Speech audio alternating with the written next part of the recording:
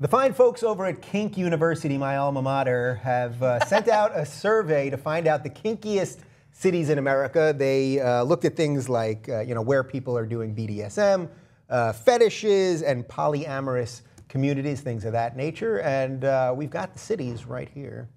All right, so the top kinkiest cities: Portland, San Francisco, New York, Chicago, Washington, D.C., Los Angeles, Seattle, Boston, Philly, and Vegas. I mean, it's basically cities with a lot of people. I think Portland's particularly interesting, and Philly, so we'll get to that in a sec. And let's just look at how they actually went about doing this. They looked at the total size of the kink-identified population, the size of the population relative to the city's size, the number of resources available for kink-identified people, and the adult entertainment purchases in each city. So I don't know if you guys watch Portlandia. I love Portlandia. I've actually never been to Portland. I need to go to Portland. I grew up, I was a Portland Trailblazer fan. I always wanted to go to Portland. But there's something going on in Portland, right? Like they let their freak flag fly in Portland. Why Portland? Why is that the #1 kinkiest city? Do you have any idea what's going on in the water in the Pacific Northwest? Put a bird on it. That's a Portlandia reference. That is a Portlandia. Have they had any kink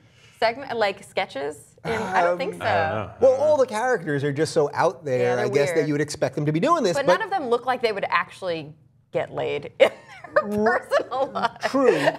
But I think we know from businessmen in Japan, there's this big thing where they like to be, a lot of them like to be tied up and beaten and abused and all that. So it's not just what people look like on the outside that indicates what they like. I've read that Portland is the only city in the U.S. that has a dormant volcano within its city limits. So maybe there's like some... So that's true? Yeah, it's true. So there's a dormant volcano in Portland? That's what I read. Yeah. And so maybe there's some kind of weird existential thing going on with all of the... They're all like, we could die at any minute. So let's just fly the freak flag loud and proud. Yeah. Can we just throw the cities up one more time real quick? Because what I thought was interesting, that these are all basically big cities. I mean, San Francisco, New York, Chicago, well, they're also DC, all LA. coastal cities, except for Vegas. Right. And Philly, I guess. Well, Philly's close to coastal. Philly's coastal enough. Yeah. So, but all of these seem like kind of cool cities to me. The only one that doesn't strike me as a cool city is Philly. Philly is an awesome city. I'm obsessed with Philly. When I lived in New York, I started my PhD in New York, and I hated it. I get a lot of hate from the Philly people. I was miserable. They're very angry. And and I was miserable, and it was cold, and I lived in Queens, and it was a beautiful neighborhood in Forest Hills, but I didn't know anybody, whatever. And one of my best friends was in medical school in Philly, and I would take the Chinatown bus to Philly, risk my life on the Chinatown bus literally every weekend to spend time in Center City in Philly because I was so obsessed with Philly. Yeah, it's great. It's got Reading Terminal. There's so much cool stuff in Philly. They got that bell, right? That bell, that broken bell thing. It's at the Mutter Museum. Yeah. Come on. All right, well, let's not focus on Philly too much. Okay. Right. Have either of you dated anyone that was particularly interested in any sort of kink? Max, go. Have I? You are on the spot. Let's go. I've got my pen ready. I don't know. I don't think so. I think they've all been somewhat vanilla. That's my most politically correct. Wow, that was boring. Cara, give me something here. I know you've got something. You've got a lip ring in, for God's sake. Maybe. I don't know. How do you define kink? Well, not let's say this. polyamorous. I've never really tried. I mean, I've dated non-monogamously before, but I've never been in the poly community. I have a lot of friends, actually, weirdly, in the poly community, but I don't think that would be for me. I'd get too jealous. Yeah. I dated a guy once who was like a piercist, and he was really into like pain.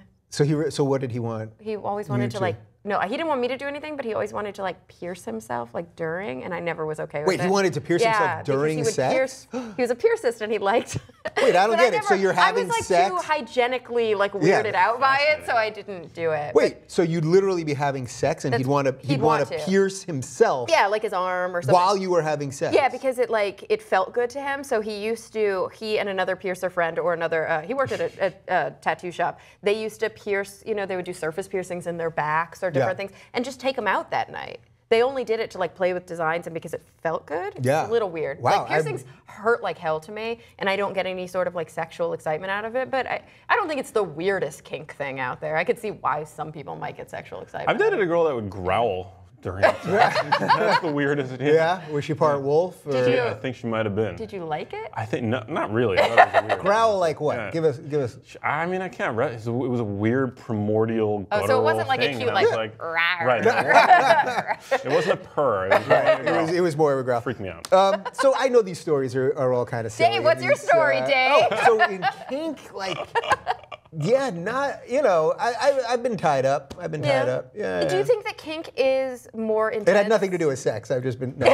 Do you think it's more intense in the LGBT community? Because I know walking down, that's like a in good Boys question. Town, like Yeah. on Santa Monica Boulevard, there are definitely like leather shops, and you see a lot of chain. And people identify that like gimp masks and things, oftentimes Right. with gay sex, not as much with. But I don't know. That's actually, so I live in West Hollywood, which is like the hub of the gay community, at least in Los Angeles. And there's this like very intense leather store just a couple blocks away from where I live.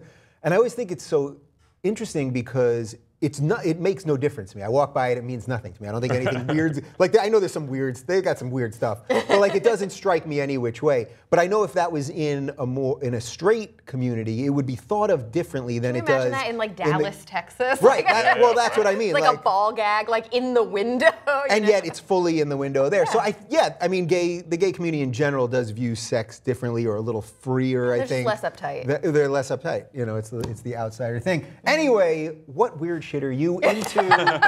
Let us know in the comments right down below.